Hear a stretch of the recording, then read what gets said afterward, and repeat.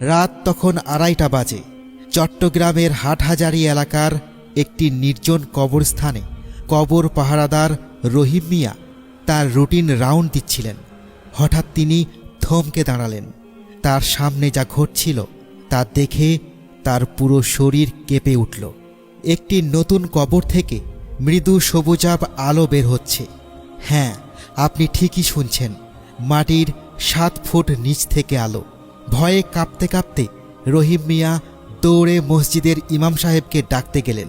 এই রহস্যময় আলোর পেছনে লুকিয়েছিল এমন এক অসাধারণ কাহিনী, যা শুনে পুরো বাংলাদেশ নয়, সারা বিশ্বের মুসলমানদের হৃদয় ছুঁয়ে যাবে। আসসালামু আলাইকুম প্রিয় দর্শক, আজ আমি আপনাদের শোনাব এমন একটি ঘটনা যা শুনে আপনার গায়ে কাঁটা দিয়ে উঠবে। এটি শুধু একটি গল্প নয়, এটি একটি নিদর্শন, আল্লাহর কুদরতের এক জীবন্ত প্রমাণ। এটি 2023 সালের ডিসেম্বর মাসের ঘটনা, কিন্তু এই আলোর উৎস বুঝতে হলে আমাদের ফিরে যেতে হবে 6 মাস আগে, যখন একটি 16 বছরের মেয়ে শেষ নিঃশ্বাস ত্যাগ করেছিল। তার নাম ছিল সাফিয়া আক্তার। চট্টগ্রামের হাটহাজারী উপজেলার একটি ছোট্ট গ্রামে বাস করত সে। বাবা আব্দুল করিম একজন রিকশা চালক, মা জাহানারা বেগম সাধারণ গৃহিণী। 4 ভাই বোনের মধ্যে সাফিয়া ছিল সবার বড়। সাফিয়ার বাবা বলেন, আমার মেয়েটা জন্ম থেকেই আলাদা ছিল। যখন তার বয়স মাত্র 3 বছর, অন্য বাচ্চারা খেলছে আর সে বসে আছে রেডিওর পাশে, কুরআন তেলাওয়াত শুনছে, চোখ বন্ধ করে মাথা দোলাচ্ছে। একদিন আমি জিজ্ঞাসা করলাম, মা কি শুনছ? সে বলল, বাবা আল্লাহ কথা বলছেন। মাত্র 4 বছর বয়সে সাফিয়া তার জীবনের সবচেয়ে বড় সিদ্ধান্ত নেয়। সাফিয়ার মা বলেন, একদিন ফজরের আজান শুনে উঠে এসে আমার কাছে বসল। বলল, আম্মু আমি পুরো কুরআন মুখস্থ করব, আমি হাফেজা হব। আমি বললাম, মা এ তো কঠিন কাজ, তুমি পারবে? সে আমার হাত ধরে বলল, আম্মু আল্লাহ সাহায্য করবেন, আপনি শুধু দোয়া করবেন। পরিবারের আর্থিক অবস্থা খারাপ থাকা সত্ত্বেও সাফিয়ার বাবা মা তাকে ভর্তি করিয়ে দিলেন স্থানীয় নুরুল ইসলাম মহিলা মাদ্রাসাতে। সেখানেই শুরু হয় সাফিয়ার অসাধারণ যাত্রা। সাফিয়ার শিক্ষিকা বলেন, প্রথম দিন যখন সাফিয়া ক্লাসে এলো, আমি দেখলাম একটা ছোট্ট মেয়ে, কিন্তু তার চোখে যেন আলো। সে আমাকে বলল, আপা আমি খুব তাড়াতাড়ি হাফেজা হতে চাই, যাতে আমার আব্বু আম্মুকে জান্নাতে নিয়ে যেতে পারি। সাফিয়ার মেধা ছিল অসাধারণ। যেখানে অন্য ছাত্রীরা একটি পাড়া মুখস্থ করতে 1 মাস সময় নিত, সাফিয়া মাত্র 1 সপ্তাহেই শেষ করে ফেলত। কিন্তু সাফিয়ার আসল বিশেষত্ব ছিল অন্য জায়গায়। সে কুরআন শুধু মুখস্থ করত না, সে যেন কুরআনের সাথে একটা আত্মিক সম্পর্ক তৈরি করেছিল। সাফিয়ার সহপাঠী বলেন, সাফিয়া রাতে যখন সবাই ঘুমিয়ে পড়ত, সে উঠে একা বসে কুরআন পড়ত আর কাঁদত। এক রাতে আমি দেখেছি, যখন সে সূরা আর রহমান পড়ছিল, তার চারপাশে যেন একটা হালকা আলোর আভা ছিল। আমি ভয় পেয়ে গেছিলাম। পরদিন যখন মরিয়ম এ বিষয়ে জিজ্ঞাসা করে, সাফিয়া হেসে বলল, আপু যখন আল্লাহর কালাম পড়ি, মনে হয় আল্লাহ আমার সাথে কথা বলছেন। তখন এমন শান্তি লাগে। তুমিও পড়ো, দেখবে নূর আসবে। মাত্র 14 বছর বয়সে মাদ্রাসায় ভর্তি হওয়ার 3 বছরের মাথায় সাফিয়া সম্পূর্ণ কুরআন হিফজ করল। সেদিন ছিল 2023 সালের 15ই মার্চ। পুরো মাদ্রাসায় খুশির বন্যা বয়ে গেল। সাফিয়ার শিক্ষিকা বলেন, সবাই খুশিতে মেতে উঠেছে, মিষ্টি বিতরণ হচ্ছে, কিন্তু সাফিয়া কোনায় বসে কাঁদছে। আমি গিয়ে জিজ্ঞাসা করলাম, মা আজ তো খুশির দিন, কাঁদছ কেন? সে যা বলল আমি কখনো ভুলব না। বলল, আপা আজ থেকে আমি কুরআনের আমানতদার। 30 পারা আল্লাহর কালাম আমার বুকে। যদি একটা আয়াত ভুলে যাই, যদি আমল না করতে পারি, কিয়ামতের দিন আল্লাহর সামনে কি জবাব দেব? হাফেজা হওয়ার পর সাফিয়ার দৈনন্দিন রুটিন ছিল এই রকম। সাফিয়ার বাবা বলেন, আমার মেয়ে প্রতিদিন রাত 3টায় উঠে তাহাজ্জুদ, ফজরের পর 2 ঘন্টা তিলাওয়াত, দুপুরে খাওয়ার পর আবার 1 ঘন্টা, প্রতিদিন কমপক্ষে 5 পারা পড়ত। রাতে ঘুমানোর আগে সূরা মুলক, ওয়াকিয়া আর সাজদা একদিনও মিস করেনি। সাফিয়ার ব্যক্তিগত ডায়েরি থেকে একটি লেখা উদ্ধার হয়। সেখানে লেখা, আজ 10 এপ্রিল 2023।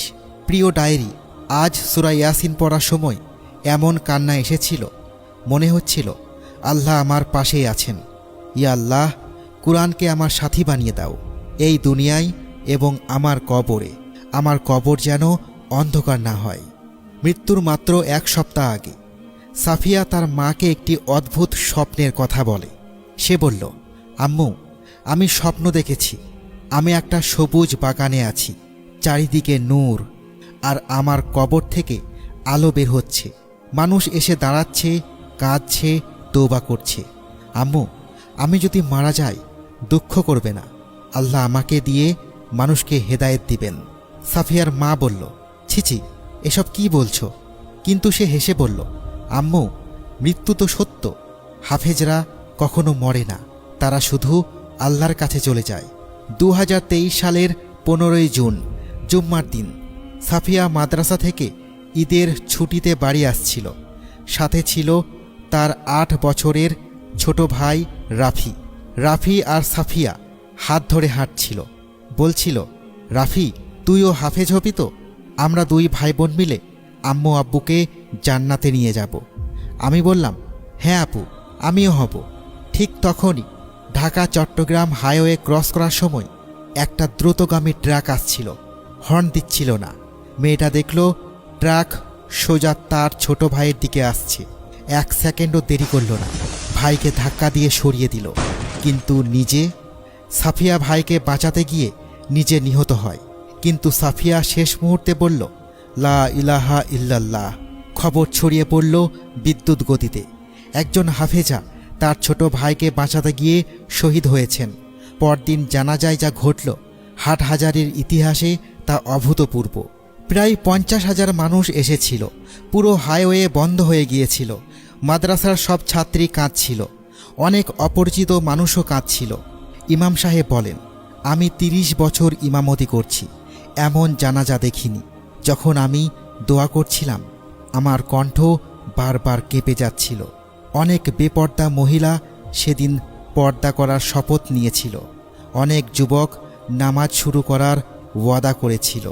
তারপর দাফনের রাতেই শুরু হয় এই অলৌকিক ঘটনা কবরস্থানের পাহারাদারের সাথে। কবরস্থানের পাহারাদার বলেন, রাত 1:30টার দিকে আমি রাউন্ড দিচ্ছিলাম। হঠাৎ দেখি সাফিয়া বিবির কবরের দিক থেকে কিসের যেন আলো। প্রথমে ভাবছিলাম কেউ টর্চ ফেলে গেছে। কাছে গিয়ে দেখি, ইয়া আল্লাহ, মাটির ভেতর থেকেই আলো আসছে, সবুজাভ সাদা, খুব মৃদু কিন্তু স্পষ্ট। আমার পুরো শরীর কাঁপছিল। রহিম মিয়া দৌড়ে মসজিদের ইমাম সাহেবকে ডেকে আনেন।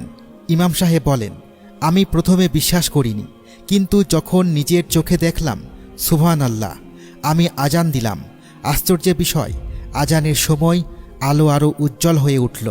পরদিন সকালে খবর ছড়িয়ে পড়ে। শত শত মানুষ আসতে শুরু করে। মাগরিবের পর থেকে রাত 2টা পর্যন্ত আলো দেখা যায়। এক দর্শনার্থী বলেন, ওয়াল্লাহি, আমি নিজের চোখে দেখেছি, কবর থেকে সত্যি আলো আসছে। আমার 15 বছরের ছেলে এই দেখে কাঁদতে কাঁদতে বলল, আম্মু, আমি নামাজ পড়ব। অপর এক দর্শনার্থী বলে, আমি ড্রাগ অ্যাডিক্ট ছিলাম। যখন এই আলো দেখলাম, মনে হলো সাফিয়া আমাকে বলছে, ভাইয়া ফিরে আসো। সেই রাতেই তওবা করেছি। তৃতীয় রাতে স্থানীয় পুলিশ এবং বিশ্ববিদ্যালয়ের প্রফেসর ডক্টর রফিকুল ইসলাম তদন্ত করতে আসেন। প্রফেসর বলেন, আমরা electromagnetic field detector, thermal camera, সব ধরনের যন্ত্র নিয়ে পরীক্ষা করেছি। আলোর ওয়েভলেন্থ পরিমাপ করেছি 531 ন্যানোমিটার। আশ্চর্যের বিষয় হলো, এটা ঠিক সেই ওয়েভলেন্থ যা মক্কার কাবা শরীফের সবুজ আলোর সাথে 100% মিলে যায়। বৈজ্ঞানিকভাবে এটা ব্যাখ্যা করা অসম্ভব। মাটির 7 ফুট নিচে কোনো আলোর উৎস থাকা সম্ভব নয়। চতুর্থ রাতে সাফিয়ার মা তার ডায়েরি নিয়ে আসেন। মৃত্যুর মাত্র 3 দিন আগের একটি এন্ট্রি। সেই ডায়েরিতে লেখা, 12ই জুন 2023। ইয়া আল্লাহ, আমি জানি না আমার আয়ু কতদিন, কিন্তু একটা দোয়া কবুল করো, আমার কবর যেন অন্ধকার না হয়। কোরআনের নূরে যেন আলোকিত থাকে। আর যদি সম্ভব হয় আমাকে মানুষের হেদায়েতের ওসিলা বানাও। আমি স্বপ্নে দেখেছি আমার কবর থেকে আলো বের হচ্ছে আর মানুষ হেদায়েত পাচ্ছে। সাফিয়ার মা বলেন, আমার মেয়ের দোয়া কবুল হয়েছে, সে চলে গেছে, কিন্তু তার নূর রয়ে গেছে। দাফনের 40তম রাতে এমন কিছু ঘটে যা সবাইকে স্তব্ধ করে দেয়। ইমাম সাহেব বলেন, তাহাজ্জুদের সময় হঠাৎ শুনতে পাই সূরা মুলকের তিলাওয়াত। স্পষ্ট নয়, কিন্তু শোনা যাচ্ছিল সাফিয়ার কণ্ঠের মতো। সেখানে আরও অনেকে শুনতে পায় এই তিলাওয়াত এবং জড়ো হয়। পুরো সূরা শেষ হওয়ার পর 47 জন মানুষ সেখানেই তওবা করেছে। একজন যুবক বলে, আমি নাস্তিক ছিলাম, কিন্তু যখন কবর থেকে কুরআন শুনলাম আমার পুরো দুনিয়া পাল্টে গেল। এখন আমি 5 ওয়াক্ত নামাজ পড়ি। সাফিয়ার কবর হয়ে উঠেছে পরিবর্তনের কেন্দ্রবিন্দু। সাফিয়ার শিক্ষিকা বলেন, আমাদের এলাকায় এখন 15টি নতুন হিফজ ক্লাস খুলেছে। 200টির বেশি ছেলেমেয়ে হাফেজ হওয়ার নিয়ত করেছে। 50 জনের বেশি মাদকাসক্ত সুস্থ হয়েছে। পুরো এলাকা এখন কুরআন গ্রাম নামে পরিচিত। এলাকার জন্য রহমত হয়ে এসেছে। সাফিয়ার ছোট ভাই রাফি, যাকে বাঁচাতে গিয়ে সাফিয়া শহীদ হয়েছিল, গত সপ্তাহে রাফি হাফেজ হয়ে দুর্ঘটনায় মারা যায়। তার কবর সাফিয়ার পাশে দেওয়া হয়। সেই রাতেই দ্বিতীয় আলো জ্বলে ওঠে তার কবরে। দুটো কবর থেকে আলো, যেন 2 ভাই বোন কুরআন পড়ছে। এই ঘটনা থেকে আমরা 5টি বড় শিক্ষা পাই। 1. কুরআনের সাথে সম্পর্ক। যে কুরআনকে বুকে ধারণ করে আল্লাহ তাকে সম্মানিত করেন। 2. নিয়তের বিশুদ্ধতা। সাফিয়াও শুধু আল্লাহর সন্তুষ্টি চেয়েছিল। 3. মৃত্যুর পরেও প্রভাব। একজন নেক বান্দার প্রভাব মৃত্যুর পরেও বিরাজমান থাকে। 4. দোয়ার শক্তি। আন্তরিক দোয়া কবুল হয়। 5. হেদায়েতের মাধ্যম। একজন মানুষ মৃত্যুর পরও হেদায়েতের মাধ্যম হয়ে উঠতে পারে। আজ 6 মাস পর কবরস্থান আধ্যাত্মিক কেন্দ্র, কুরআন গ্রাম নামে পরিচিত। একজন সাধারণ লোক বলেন, আমার জীবন বদলে গেছে, এখন হিফজ শুরু করেছি। কবরস্থানের পাহারাদার বলেন, এক রাতে মনে হলো কেউ বলছে, চাচা কুরআন পড়ুন। এখন আমি 65 বছরে আলিফ বা তা শিখছি। মুফতি সাহেব বলেন, হাদিসে আছে হাফেজদের কবরে আযাব নেই। এই আলো সেই তাসবির বহিঃপ্রকাশ।